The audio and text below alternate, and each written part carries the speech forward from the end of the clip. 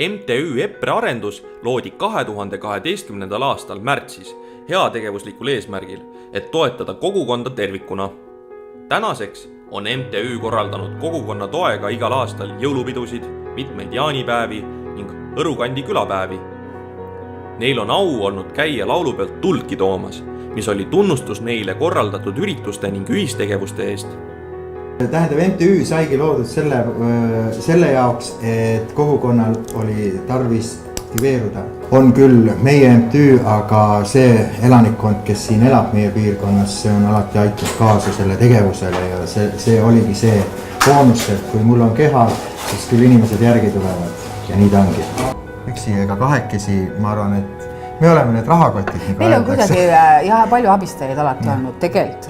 Ka pärast, kui me hakkame lõpetama väga palju.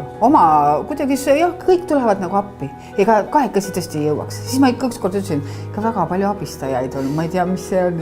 Kohe kõik löövad käed külge. Ehk nii kui ilmastik lubab, saab pargi alla minna, kuna pargialune on ju selline fantastiline koht, kus meie puhkeala 6 hektarit maad on. Ja mis on tehtud, on võrkatraktsioon on täna üleval suuruse hullustusega, see siin hästi suur, aga pole hullu. Võru vald on väike, aga siis peame millegi muuga silma paistma. Ja siis sai hästi palju tehtud selliseid vaba aja ehk selliseid istumiskohti ja sinna kultuurikeskuse ette sai tehtud nagu istumine, nagu saaks kasutada teda õuesõppeklassina, saab kasutada kogukond, saab kool.